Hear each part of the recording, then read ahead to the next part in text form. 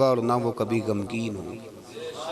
الا ان اولیاء اللہ لا خوف علیہم ولا هم یحزنون، بے شک جو اللہ کے ولی۔ ہمارے ہاں نا لوگوں کے ذہنوں میں جب سے جدت آئی ہے نا، تو کچھ ایسی چیزیں تھیں جنہیں ماننا ضروری تھا، وہاں بھی لوگوں نے انکار کرنا شروع کر دیا۔ قرآن پاک نے نا درجنوں جگہ پہ اولیاء اللہ کا ذکر کیا ہے۔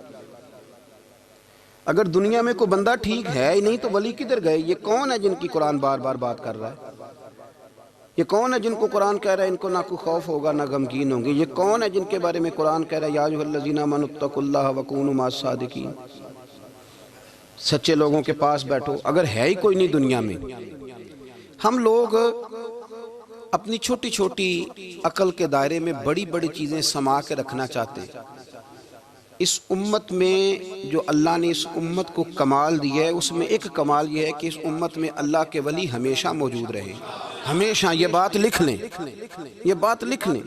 یہ الگ بات ہے کہ پروفیسر کا بیٹا بھی کئی دفعہ ان پڑھ رہ جاتا ہے، باقی سارے لوگ آ کے اس سے فیض یاب ہو جاتے ہیں، وہ کہتا ہے مجھے پتہ ہے ابے کا ابا کیا ہے۔ یہ بات الگ ہے۔ کئی دفعہ بڑے بڑے لوگ محدثین کے بیٹے ان پڑھ رہ جاتے ہیں، اس لیے کہ سمجھ ہی نہیں پاتے چیزوں کو۔ اللہ کے ولی ہمیشہ تھے اور ہمیشہ رہیں گے، اور دین کو کسی بندے کی ضرورت نہیں ہے، دین کسی کا محتاج نہیں، لیکن اللہ نے بندوں کی ڈیوٹی لگائی ہے کہ دین کے چمن میں کوئی جڑی بوٹی آ جائے تو بندے ہی اسے کاٹتے ہیں، دین کے چمن کی آبیاری بندے ہی کرتے ہیں، بندے ہی بیج لگاتے ہیں، بندے ہی اس فصل کو پانی دیتے ہیں۔ یہ ڈیوٹیاں ساری اللہ کے بندے ہی کرتے ہیں، یہ پکی بات ہے، اس میں کوئی اختلاف کیا جا سکتا۔ حضرت غوث پاک جیلانی شیخ عبد القادر رضی اللہ تعالیٰ، غوث اعظم درمیان اولیاء چو محمد درمیان انبیاء۔ غوث اعظم کا ولیوں میں وہی مقام ہے جو نبیوں میں رسول کریم کا مقام ہے۔ حضرت غوث پاک رضی اللہ تعالیٰ عنہ کو اللہ نے بڑے اعزازات سے نوازا۔ ایک اعزاز اللہ نے یہ دیا کہ ماں کی طرف سے حسینی ہیں، باپ کی طرف سے حسنی سید، نانا بھی اللہ کے ولی، دادا بھی اللہ کے ولی، پھپھی بھی اللہ کی بہت بڑی ولی ہے، بہت بڑی ولی۔ والد گرامی، آپ نے وہ سیب والا واقعہ تو بڑا ہی سنا ہوا ہے، اس طرف تو میں نہیں جاتا۔ ماں بھی اللہ کی بہت بڑی ولی ہے۔ یہ اللہ نا اسباب بناتا ہے، خود ماحول بناتا ہے۔ آپ کے جو والد گرامی تھے ان کا نام تھا ابو صالح سید موسیٰ جنگی دوست رحمت اللہ علیہ۔ بادشاہ کے کچھ سپاہی تھے جو مٹکے اٹھا کے جا رہے تھے، اور مٹکے تھے شراب کے بھرے ہوئے، مٹکے اٹھا کے جا رہے تھے۔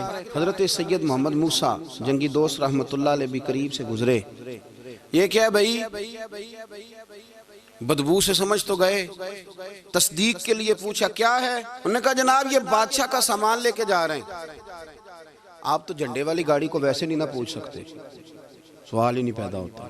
آپ چونکہ جمہوری لوگ ہیں، آپ نے تو بس دفتر بنانا ہے، جب الیکشن ہوگا نا اپنے دروازے کے سامنے سارے محلے سے لڑائی لینی ہے کہ ووٹ میرے آکے دیں، پھر ٹھیک 1.5 مہینے کے بعد سجدہ صاف بھی کر جاتے ہیں، بندہ غلط سی میں نے پتہ ہی نہیں لگا۔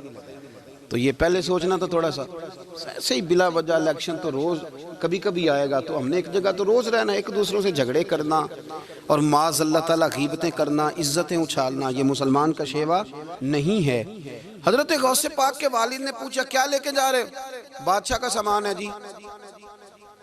ہاتھ میں ڈنڈا تھا، 3 مٹکے تھے شراب کے بھرے ہوئے، زور سے ایک ایک ڈنڈا مٹکوں پہ مارا تو مٹکے ان کے سروں پہ ٹوٹ گئے۔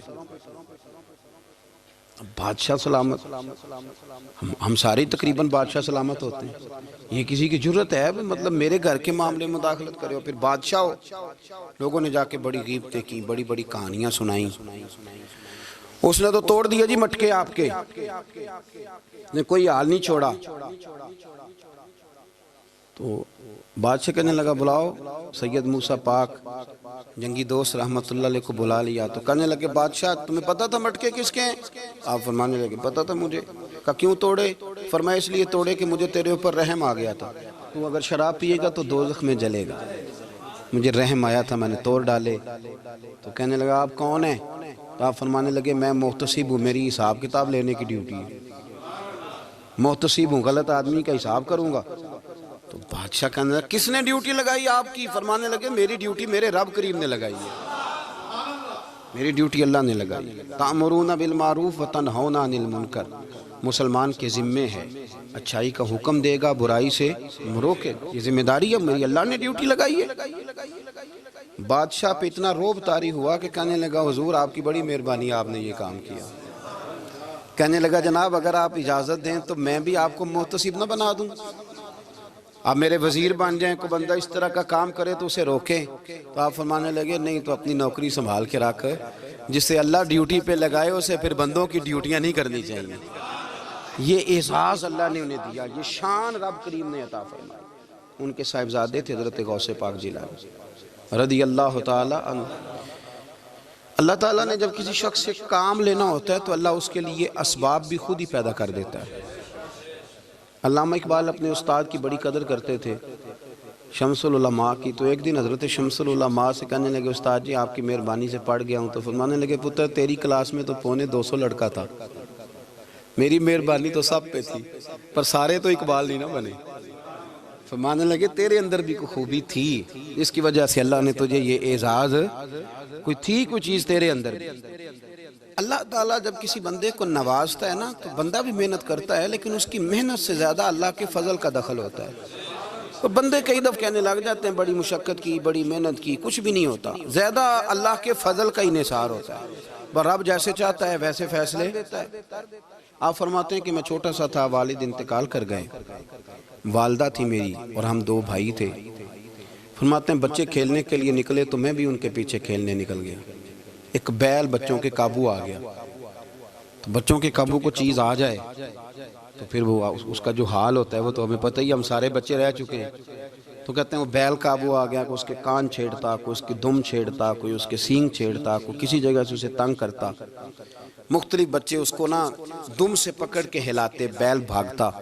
حضور غوث پاک فرماتے میں بھی آگے بڑھا، اور میں نے جب اس کی دم پکڑ کے ہلائی تو بیل نے میری طرف منہ کیا اور کہنے لگا عبد القادر تو نانا ایسے کر، بول کے کہنے لگا تو نانا ایسے کر، تجھے رب نے ان کاموں کے لیے پیدا نہیں فرمایا۔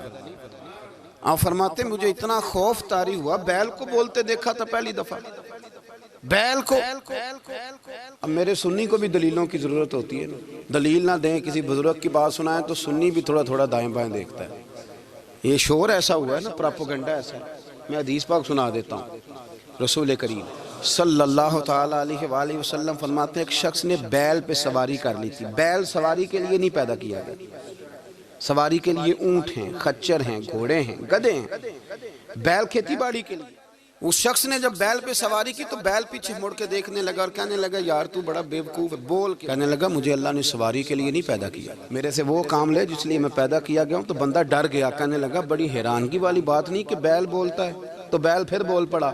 کہنے لگا اس سے بھی زیادہ حیرانگی والی بات ہے۔ اس نے کہا وہ کیا؟ کہنے لگے مدینے میں نبی پاک آ گئے ہیں اور تو نے ابھی تک کلمہ ہی نہیں پڑھا، یہ اس سے بھی زیادہ حیرانگی والی بات ہے۔ جامع المعجزات میں حدیث موجود ہے، حضور آ گئے اور تو نے کلمہ ہی نہیں پڑھا۔ وہ شخص کہتا ہے میں سر پٹ دورا، جب آ کے سامنے کھڑا ہوا تو حضور مسکرائے، فرمایا آج آپ پڑھ لے کلمہ، مجھے پتا ہے تجھے کس نے بھیجا ہے۔ اللہ والوں کی باتیں مان لیا کریں، میں بڑی ذمہ داری سے کہتا ہوں رب کریم کے کوئی بندوں کی بات کتاب و سنت کے خلاف نہیں ہوتی، وہی تو کتاب و سنت آگے پہنچانے والے ہوتے۔ تو حضور غوث پاک فرماتے ہیں میں وہ ڈر کے گھر آیا، جب گھر پہنچا تو میرے کانوں میں آواز آ رہی تھی لبیک اللہم لبیک لبیک لا شریک لک لبیک۔ فرماتے میں چھت پہ چڑھا اور میں نے جیلان میں اپنی چھت پہ کھڑے ہو کے دیکھا، تم حج کے دن تھے، میری سیدھی نظر میدان عرفات پہ گئی، لوگ میدان عرفات میں بیٹھ کے لبیک لبیک پڑھ رہے تھے۔ پہلے میں وہاں سے ڈر کے آیا، پھر چھت سے ڈر کے نیچے اترا، ماں کو ساری بات بتائی تو کہتی میری ماں کہنے لگی بیٹے جب تو پیدا ہونے والا تھا تو مجھے بڑی بشارتیں ملتی۔ فرماتے ہیں ماں نے نا کھولا بکسا صندوق تو 80 دینار نکالے، فرمایا پتر تم 2 بھائی ہو اور تمہارا باپ کل جاگیر 80 دینار چھوڑ گیا، 80 40 تمہارے 40 تمہارے بھائی کے۔ فرمایا بیٹا ایک بات کا خیال رکھنا، میں عورت ہوں، تمہارا باپ کوئی نہیں، بھائی چھوٹا ہے، میں پیچھے نہیں آ سکتا، یہ 40 دینار لے جا اور جا بغداد چلا جا، جا کے تعلیم حاصل کر، بیٹے میں پہنچ نہیں سکتی، خیال رکھنا۔ غوث پاک فرماتے ہیں 12 سال میں نے تعلیم حاصل کی یارو، میں نے پتے بھی کھائے، اور خود آپ کا فرمان موجود ہے، فرماتے ہیں ایسی سختیاں بھی دیکھیں، ایسی سختیاں بھی دیکھیں کہ پتھروں اور پہاڑوں پہ گزرتی تو شاید پگھل جاتے، لیکن میں نے اپنے نبی کا دین پڑھا۔ اب تو پیر کے گھر میں جو پیدا ہوتا ہے وہ علم لدنی والا ہوتا ہے۔ میں تو صاحب دا پتر ہے، او خدا کے بندے صبر کر۔